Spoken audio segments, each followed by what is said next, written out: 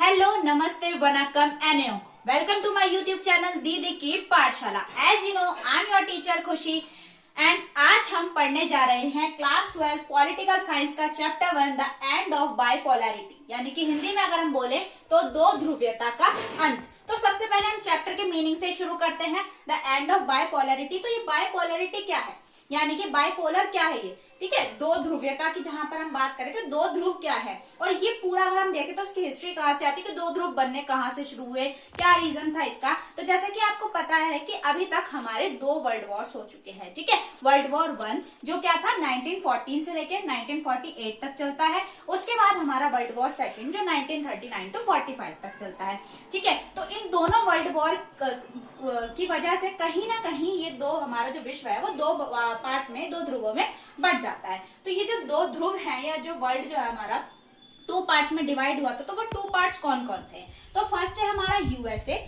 यानी कि संयुक्त राज्य अमेरिका, जो किस आइडियोलॉजी को मानता है, जो कैपिटलिस्ट आइडियोलॉजी को मानता है। दूसरा है हमारा यूएसएसआर यानी कि सोवियत संघ, जो सोशलिस्ट आइडियोलॉजी को मानता है। अब ये कैपिटलिस्ट और सोशलिस्ट क्या है, तो कैपिटलिस्ट की अगर हम बात करें तो ये ऐसी आइडियोलॉजी है जो क्या करती है, जो चाहे तो व्यापार हो, बिजनेस हो, या जहां पर भी हो, स्टेट के इंटरफेरेंस को कम कर अपने प्रॉफिट के लिए, इंडिविजुअल के प्रॉफिट के लिए काम करती है। अगर हम बात करें सोशलिस्ट की, तो जो सोशलिस्ट होती है ये किसके लिए काम करती है, ये स्टेट के लिए काम करती है। और यहाँ पर अगर देखा जाए तो स्टेट का इंटरफेरेंस, स्टेट का कंट्रोल देखने को मिलता है, लेकिन कैपिटलिस्ट आइडियोलॉजी में ऐसा देखने को नहीं मिलता। तो यूएसए जो है वो किसको मानती है, कैपिटलिस्ट को, और यूएसएसआर सोशलिस्ट को। तो वर्ल्ड में कहीं ना कहीं इन दोनों आइडियोलॉजी का ही अगर देखा जाए तो इनके बीच में कन्फ्लिक्ट, और ये ज्यादा से ज्यादा एरियाज को अपनी आइडियोलॉजी से इफेक्ट करने के लिए काम कर रहे थे।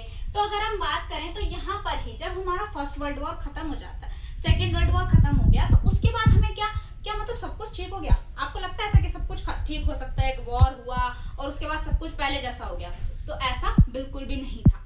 जब वॉर खत्म हुआ तो उसके बाद जब हमारा विश्व टू पावर्स में या टू सुपर पावर्स में बढ़ गया था, बाइपोलर हो गया था, तो उसके साथ ही क्या हो जाता है, एक वॉर स्टार्ट होता है। लेकिन इस वॉर को अगर हम बात करें तो उस वॉर का नाम क्या होता है, कोल्ड वॉर।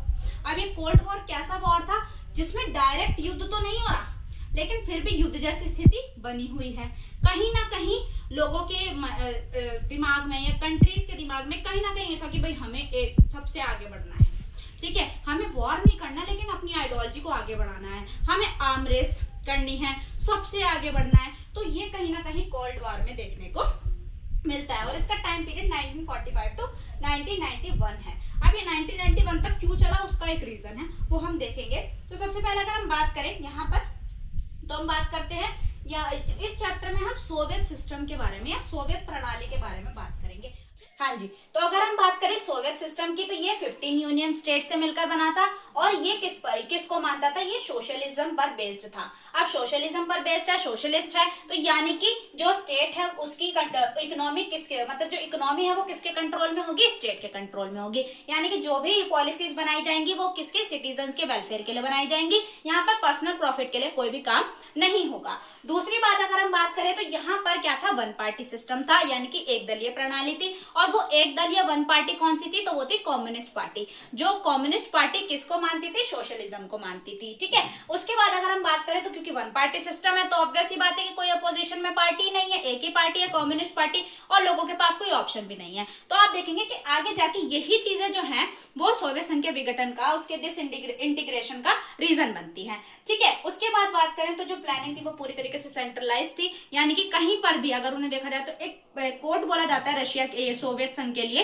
कि पिन से लेकर कार तक ही अपने लिए खुद बनाता था, यानी इसको किसी और अदर स्टेट या किसी की भी कोई नीड नहीं थी। लेकिन कहीं ना कहीं इसके दिमाग में क्या था कि मुझे वेस्टर्न कंट्रीज से आगे बढ़ना है, पश्चिम की होड़ करनी है, ठीक है। तो इस कारण क्या होता है कि ये सारा जो अपना पैसा है, जो भी अपनी इकोनॉमी है, वो किस में लगा देता है, आर्म रेस में लगा देता है, ठीक है, अपना सारा पैसा हथियारों में लगा रहा है, जिसकी वजह से क्या होता है कि जो सोशलिज्म का मेन मकसद है कि सोशल वेलफेयर के लिए काम करना है, वो वेलफेयर के लिए उतने अच्छे से काम नहीं हो पाता है। ठीक है, लोग वहां पर डेमोक्रेसी के लिए लड़ रहे हैं कि भाई हमें तो डेमोक्रेसी चाहिए, हमें वन पार्टी सिस्टम नहीं चाहिए, सब कुछ कम्युनिस्ट पार्टी के अंडर है, पूरी तरीके से सब कुछ कम्युनिस्ट पार्टी चला रही है, तो कहीं ना कहीं जो सिटीजन है वो इससे सेटिस्फाई नहीं होते हैं। ठीक है, तो इसकी वजह से क्या होता है, इसकी वजह से होता है डिसइंटीग्रेशन ऑफ सोवियत यूनियन, यानी कि सोवियत संघ का विघटन हो जाता है। सोवियत संघ अब पहले जैसा नहीं रहता है, टूट जाता है।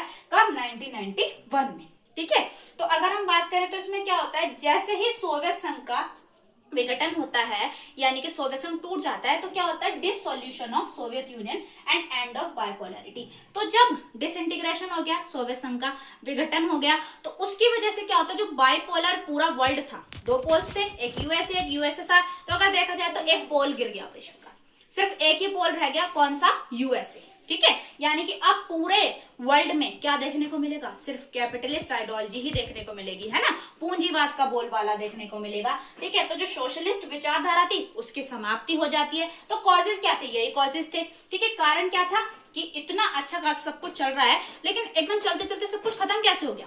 तो क्या था? Economic weakness. मैंने आपको बताया कि क्या हुआ, इकोनॉमिक वीकनेस क्यों हुई, क्योंकि सारा पैसा तो इन्होंने हथियार खरीदने में लगा दिया, वेस्टर्न कंट्रीज की होड़ करने में लगा दिया। जो वेलफेयर के लिए पैसा लगाना था वो वेलफेयर में ना लगकर गलत जगहों पे लगने लगा। ठीक है, गलत जगह नहीं कहेंगे, मतलब जहां लगना चाहिए उसकी जगह दूसरी जगह लग रहा है।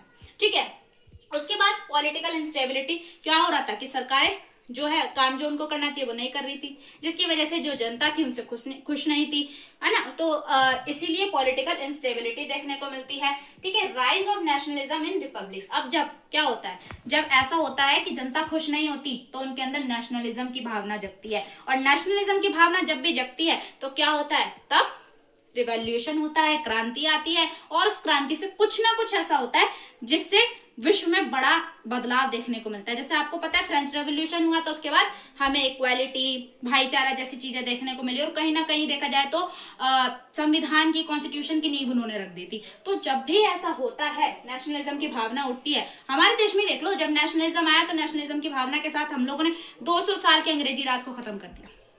ठीक है, तो अब क्या होता है, इसकी वजह से यहाँ पर, और साथ ही साथ एक रीजन था मिखाइल गोर्बाचेव के कुछ रिफॉर्म्स। उसने क्या किया, उसने ना कोशिश करी कि आके पूरा का पूरा सोवियत यूनियन खुद से दोबारा से बनाते हैं, चलो, तो उसने रीस्ट्रक्चरलिज्म की या रीस्ट्रक्चर करने की कोशिश करी, और रीस्ट्रक्चर करने में उसने उन बातों को जो जरूरी थी, ठीक है, उसने सुधार तो अच्छे किए, लेकिन जब नहीं करने चाहिए थे। क्यों? क्योंकि जब तक जनता जो थी वो बहुत ज्यादा, मतलब उसका सेटिस्फेक्शन लेवल जो है बहुत ज्यादा गिर चुका था कि भाई अब तो हमें अलग ही होना है, अब नहीं रहेंगे हम इनके साथ। ठीक है, तो ये चीज उनके अंदर आ गई थी जब मिखाइल गोर्बाचेव आया। ठीक है, और उसने जब क्या करना स्टार्ट किया, उसने लोकतंत्र की, उसने डेमोक्रेसी की बात करी, उसने वापस सोवियत यूनियन को बनाने की बात करी। तो क्या होता है, जो कम्युनिस्ट पार्टी के नेता होते हैं ना, वही उससे एक तरीके से नाराज हो जाते हैं कि भाई ये तो सब कुछ बदल देगा, ये तो हमारा राज्य खत्म कर देगा कहीं ना कहीं। ठीक है, तो इसीलिए क्या होता है कि डिसइंटीग्रेशन ऑफ सोवियत यूनियन हो जाता है।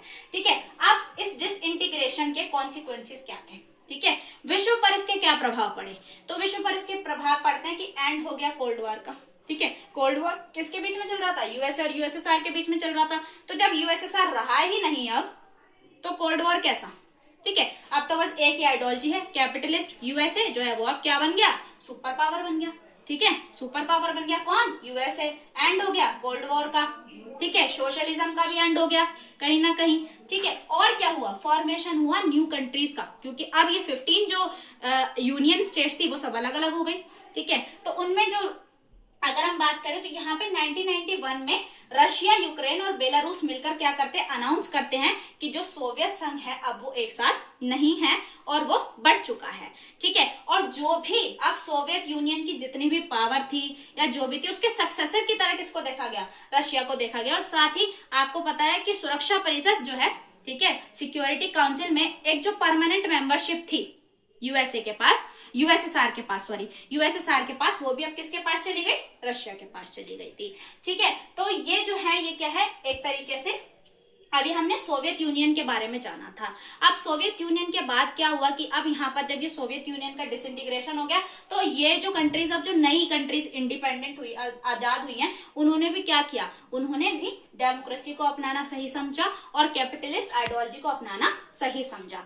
तो ये था हमारा part 1, the end of bipolarity chapter का, क्लास 12 के पॉलिटिकल साइंस का। इसका पार्ट 2 बहुत जल्द आपको मिलेगा, लेकिन उसके लिए आपको क्या करना है, चैनल को सब्सक्राइब करना है और बेल आइकन को प्रेस करना है और वीडियो को लाइक करना है और कमेंट करना है कि आपके क्या डाउट्स हैं, आपको सेशन कैसा लगा। तो मिलते हैं नेक्स्ट वीडियो में, अभी के लिए बाय।